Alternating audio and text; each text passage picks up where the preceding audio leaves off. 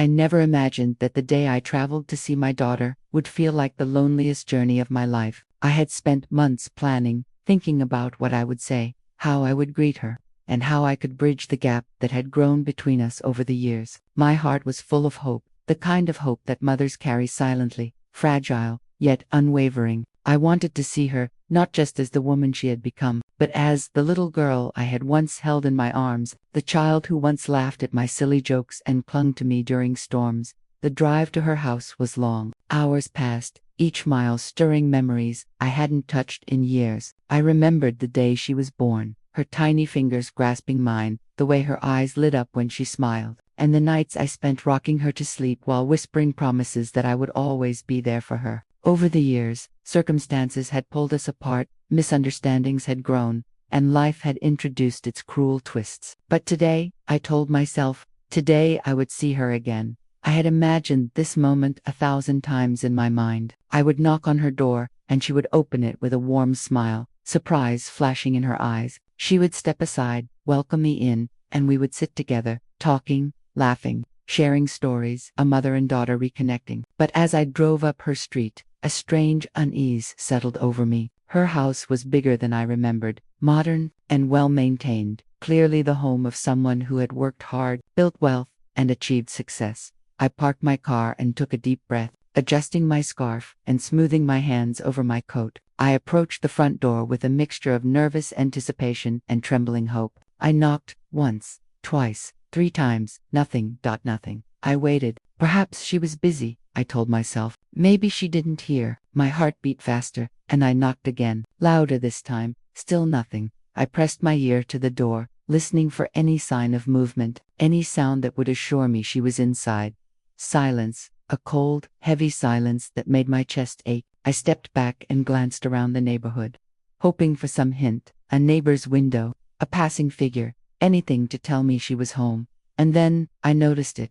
The door, slowly closing, a figure barely visible behind the curtains, watching me. Not moving toward me, not opening the door, just watching. My stomach sank. The realization hit me like a cold wind. She had seen me, she knew I was there, and she had decided not to answer. I sank onto the steps, feeling the weight of rejection pressing down on me. The little girl I had raised, the daughter I had nurtured, the child who once ran to me with open arms. She had grown into a woman who turned her back on me. And not just turned her back. She refused even the simplest acknowledgement of my presence. Memories flooded back. The countless times I had supported her, the sacrifices I had made, the sleepless nights, the celebrations I had missed to ensure she had everything she needed. And now, all of it seemed invisible, replaced by this cold, deliberate distance. Tears blurred my vision, but I refused to let them fall. I straightened my back, lifted my chin, and whispered softly to myself, I am here, and I will not leave without trying. No matter what, I have to reach her heart.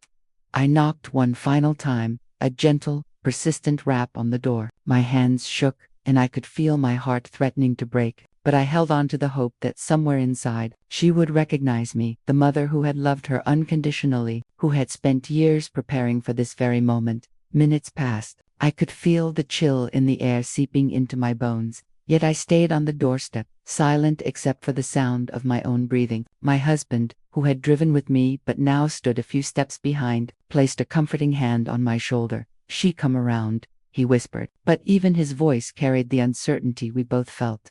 I nodded, not fully believing him, but clinging to the words as a lifeline. I realized then that this was more than a visit. This was a test of patience, of love, and of endurance. I had traveled miles, crossed emotional landscapes more challenging than any road, and now I had to wait for her to meet me halfway, if she ever would. As the sun began to dip behind the houses, casting long shadows over the driveway, I felt something stirring inside me. Pain, yes, and a heartbreak that would not soon fade, but also resolve, a quiet determination that no matter the outcome today, I would not let this rejection define me. I had loved her from the very beginning, and that love would continue, regardless of the walls she had built between us. And so, I sat on the doorstep, clutching my coat around me, letting the cool evening wind brush against my face. I did not move. I did not turn away. I waited, not with desperation, but with quiet hope, letting her know that the bond we shared could not be broken by wealth, pride, or distance. Little did I know that this silent waiting, this quiet endurance, would set the stage for a revelation that neither of us could have anticipated. A truth that would challenge her assumptions, stir her conscience, and perhaps, finally, bring mother and daughter back together in a way neither of us had imagined. The moments after she refused to open the door felt endless. I sat there on the steps, feeling the sting of rejection, my hands clutching my coat tightly around me as the evening air nipped at my skin. I tried to breathe deeply, reminding myself that I had traveled all this way not for confrontation, but for connection. But hope felt fragile now, like it might shatter with the next passing second. My husband placed a hand on my shoulder again, quiet but firm. "Do you want to go home?" he asked softly, his voice full of concern.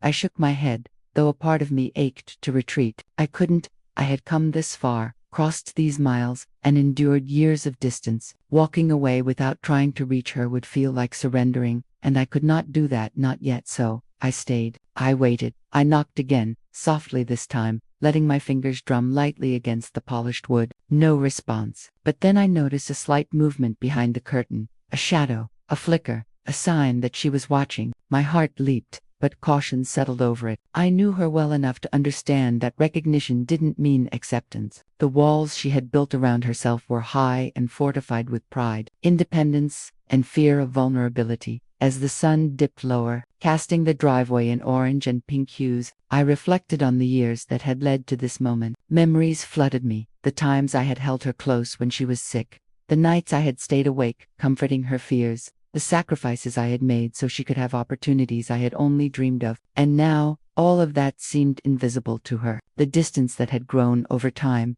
though unspoken, was a chasm she seemed unwilling to cross, determined not to leave without trying. I decided to write her a note. I pulled a small notebook from my bag and began to write, my hands shaking slightly. I didn't want it to sound like an accusation or a plea. I wanted it to be honest, heartfelt, and patient. "My dear daughter," I wrote, "I came all this way because I missed you. Not the success you have built, but you, the little girl I held in my arms, the young woman who once ran to me with open arms. I know life has changed us both, and I may not understand everything about the choices you've made, but my love for you has never changed. Please, when you are ready, let me see you, even for a moment. I only want to be near you again." I folded the note carefully and slid it under the door, hoping that it would reach her, hoping that somewhere inside, the bond we shared would stir. My husband squeezed my hand, silently reminding me that this was more than just a note. It was a step toward breaking through her walls. Hours passed, the neighborhood grew quiet, and the orange light faded to deep blue. I remained on the steps, not moving, not leaving. People walked past, offering sympathetic glances, but I didn't care. All that mattered was the hope that my daughter would see the note and understand the depth of my feelings. As darkness fell, I thought about the distance we had let grow between us. Years of misunderstandings, missed birthdays, unspoken words, and pride had created a barrier that neither wealth nor time could easily dissolve. But I also realized that my willingness to endure, to wait, and to reach out might be the key to bridging it. I had prepared my heart for rejection, but I had also prepared it for patience. The next morning, I tried calling her, but the calls went unanswered. I sent gentle messages, short and simple, not demanding a response, just letting her know I was there. Each unanswered message felt like another weight pressing down on my chest, but I refused to give up. My love for her, and the hope of reconnecting, was stronger than the sting of neglect. I also began reflecting on the woman she had become. My daughter was intelligent, ambitious, and successful, a millionaire in her own right. Her achievements were impressive, and I could feel a flicker of pride even amid the hurt. But I also knew that success often comes with sacrifices. And sometimes, in the pursuit of wealth, people forget the roots that shaped them. I hoped that my presence, quiet and patient, could remind her of that. By the third day, I realized that reaching her emotionally required more than just notes and messages. I needed to understand her perspective, her fears, her reasons for shutting me out. I asked my husband to help me think through what might be holding her back. We spoke quietly, carefully, as though strategizing for a delicate negotiation. "Maybe she feels I abandoned her," I said, tears threatening to spill. "Maybe," my husband agreed. "Or maybe she's afraid to be vulnerable, to let anyone see her softer side. You have to be gentle, but firm. Show her you're here. and you're not leaving. Armed with this understanding, I continued to reach out. I left flowers by her door, small gestures of care that carried no expectation, only love. I wrote letters recounting happy memories, the times she had laughed so hard she fell to the floor, the holidays we had celebrated together, the nights I had comforted her through nightmares. Each gesture was a reminder that I had not stopped loving her. Even when the years had grown long and cold, it was during one of these quiet evenings, as I sat on the steps watching the streetlights flicker on, that I noticed a change. The curtain shifted. A shadow lingered longer. I could feel the first crack in the walls she had built. She hadn't opened the door yet, but her awareness of my presence was unmistakable. My heart lifted cautiously. Hope was stirring again. That night, I whispered to myself, I will not give up. Not now, not ever. She is still my daughter, and I will find a way back to her heart. The resolve was quiet but unshakable. I understood that healing wouldn't be immediate, that her pride, fear, and independence were powerful forces, but I also knew that persistence, patience, and unconditional love were stronger. As the evening deepened and the streetlights flickered on, I sat quietly on the steps, my hands clasped tightly around my coat. The quiet of the neighborhood pressed in, but in that stillness, I felt something shift. The curtain moved again, lingering longer this time, a shadow that told me she had noticed me. She hadn't opened the door yet, but she was aware.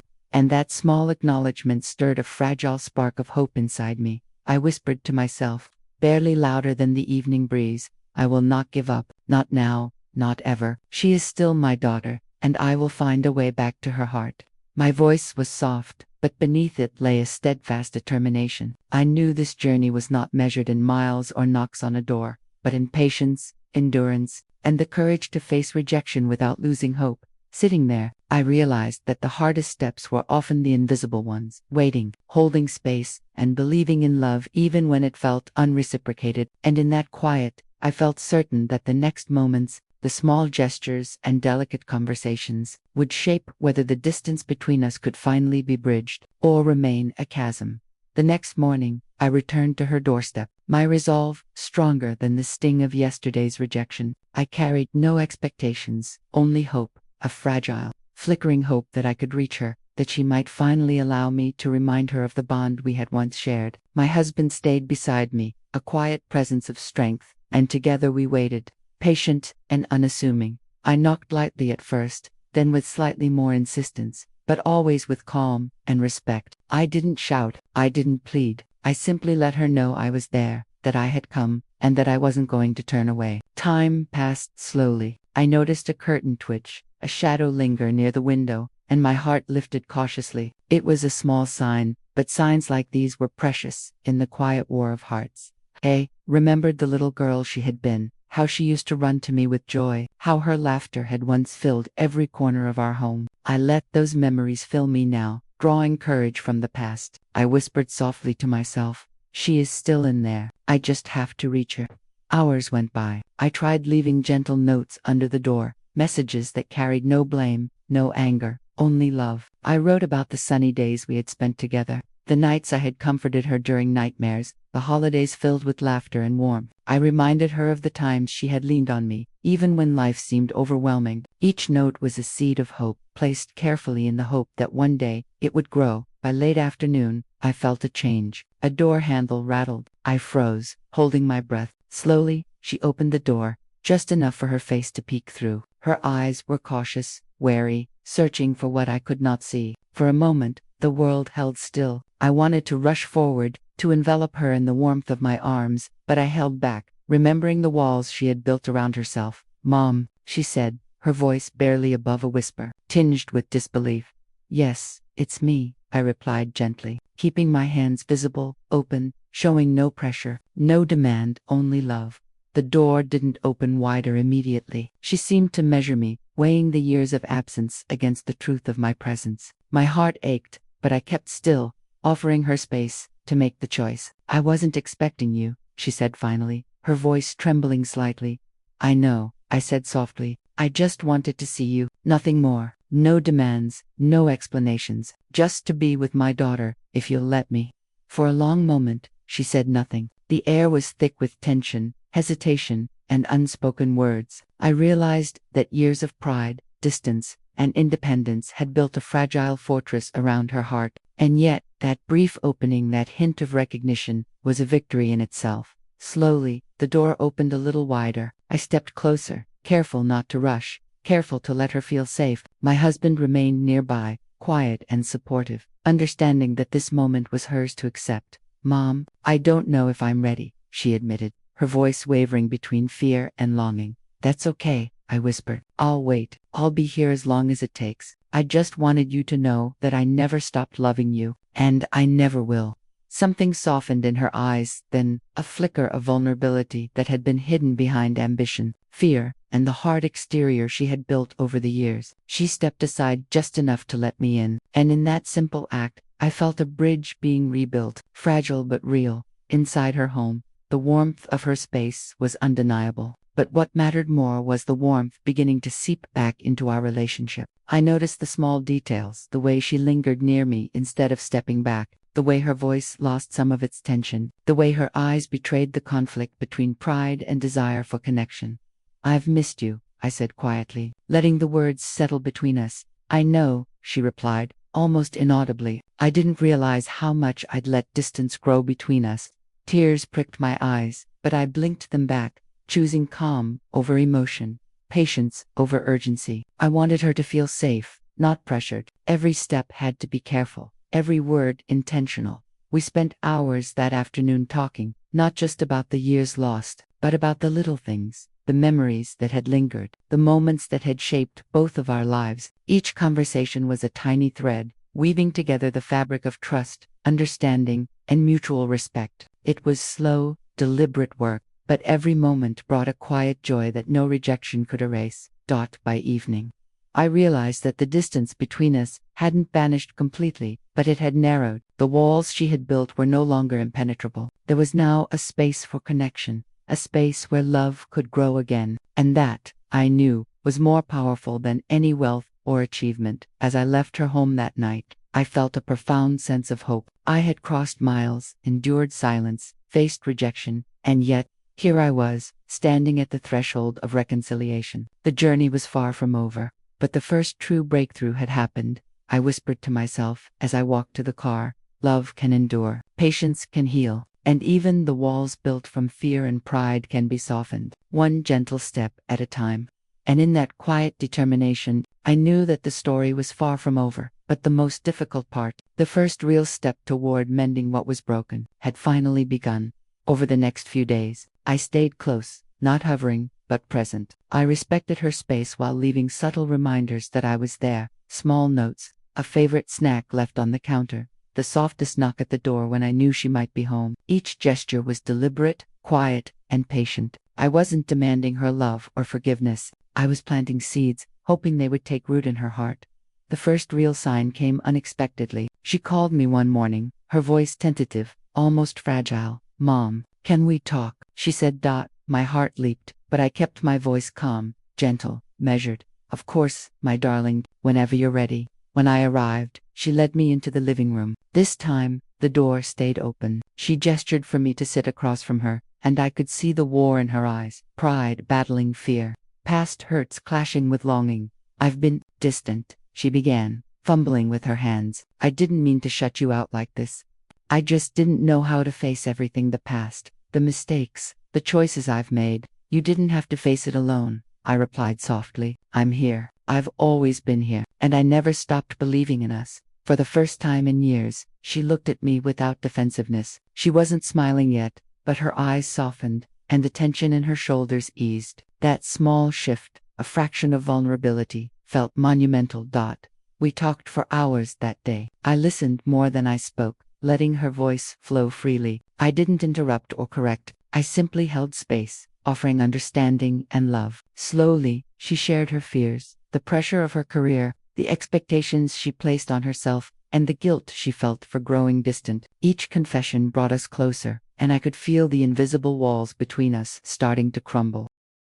Later, she showed me around her home, and I saw the details that revealed who she had become: successful, independent, and ambitious. Yet beneath the luxury and accomplishments, I glimpsed the same little girl I had once comforted, the daughter who had once clung to me in fear and joy alike. That realization filled me with a quiet, profound happiness.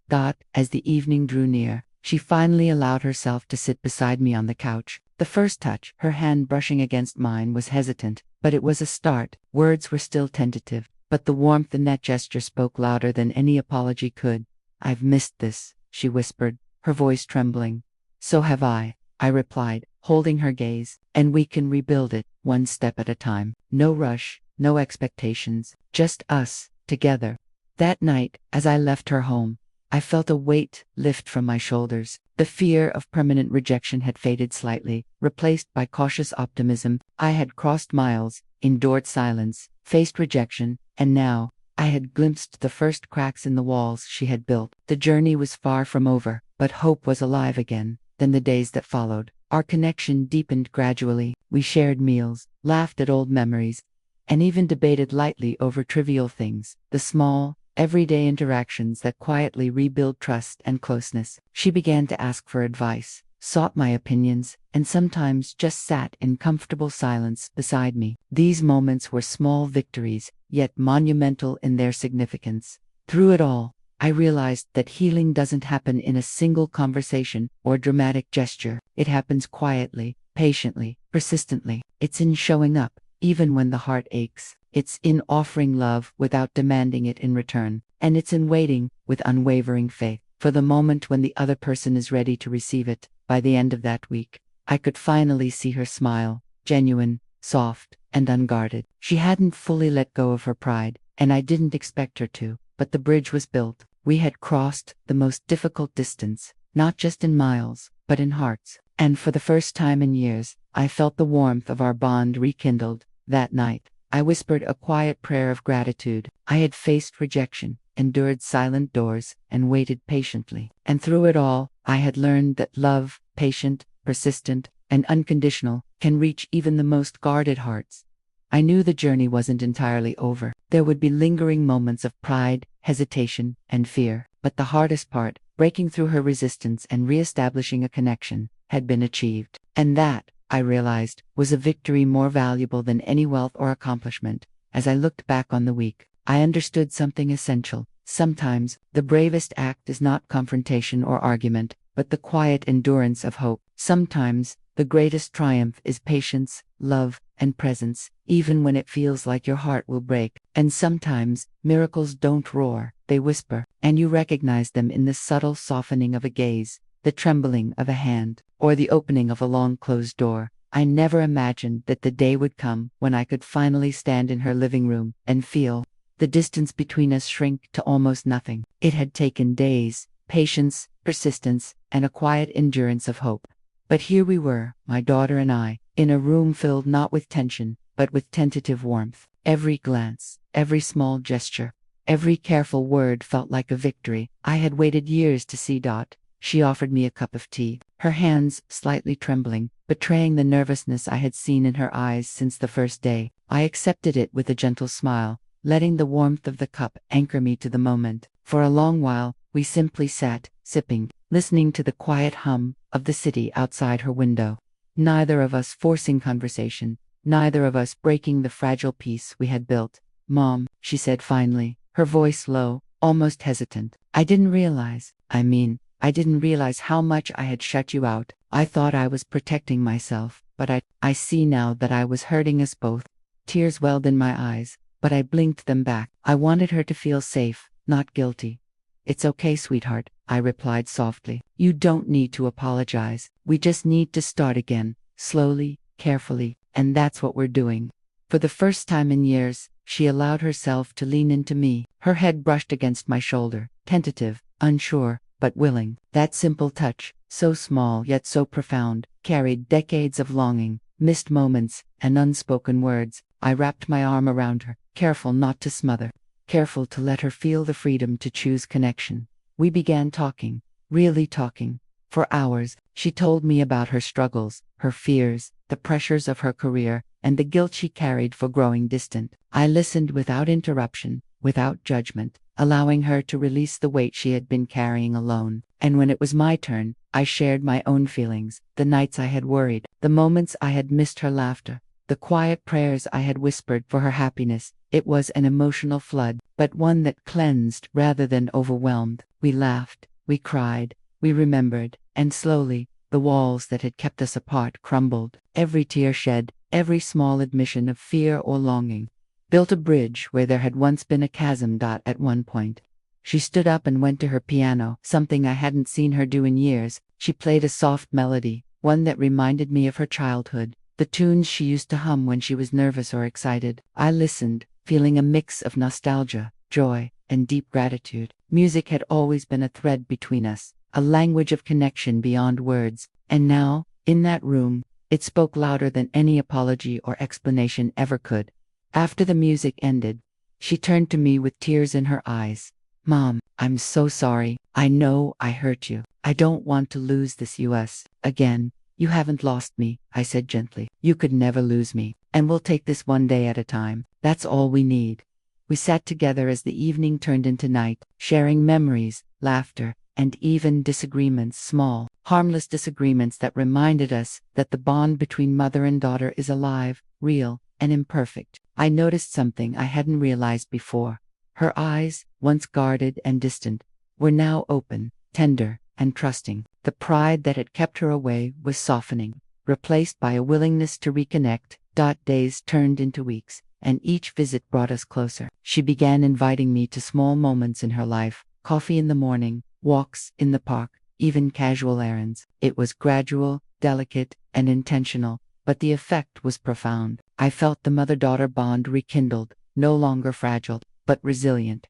I also noticed a shift in her demeanor toward me in subtle ways. She asked my advice, sought my opinion, and sometimes just sat silently beside me, comfortable in my presence without words. Each small act, each tender moment, felt monumental. After years of rejection, humiliation, and distance, this was a triumph of patience, love, and unwavering hope. One afternoon, as we shared a quiet cup of tea, she looked at me with a seriousness I hadn't seen before. "Mom, I realize now how much you've always been there for me. Even when I was blind to it, even when I pushed you away, you never left. I don't know if I can ever fully repay that, but I want you to know that I'm trying to be the daughter you deserve." I reached for her hand and held it tightly. "Sweetheart, you've already given me everything I could ever want. Love, acknowledgement, the willingness to let us heal. That's more than enough. We don't need perfection. We just need each other." In that moment, I felt an overwhelming sense of gratitude and peace. The long, painful journey of rejection,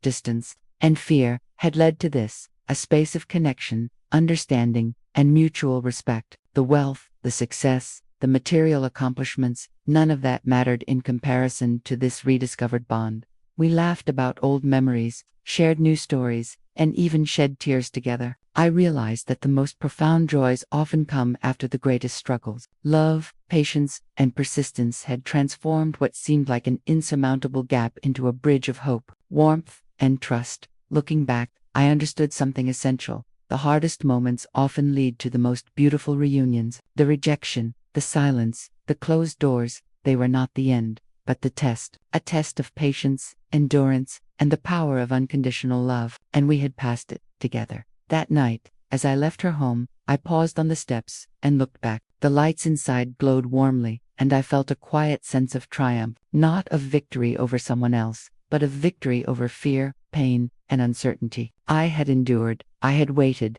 I had loved without condition, and in return, I had received the greatest gift imaginable, the return of my daughter's heart. Driving home, I whispered a prayer of gratitude. The journey had been long, painful, and uncertain, but it had revealed something profound. Love is patient, resilient, and transformative. It endures rejection, overcomes fear, and softens even the hardest hearts. And in the end, it brings healing, connection, and joy that no wealth or achievement can ever replace. I knew our bond would continue to grow, imperfect but real, fragile yet strong. And I also knew that the love between a mother and her child, when nurtured with patience and understanding, is truly unstoppable. As I pulled into my driveway that night, I felt a sense of closure, not just for the pain of the past, but for the hope of the future. We had crossed the chasm that had separated us, rebuilt the bridge that had been broken, and in doing so, discovered that true love never leaves, it waits, quietly, for the moment when hearts are ready to meet again. And in that quiet realization, I felt complete. If you've ever felt rejected, misunderstood, or pushed away by someone you love, remember this story. Love patiently, stand firm, and never give up on the bonds that matter most. Hit the like button, share this with someone who needs hope, and subscribe for more real-life stories of courage, love, and reconciliation.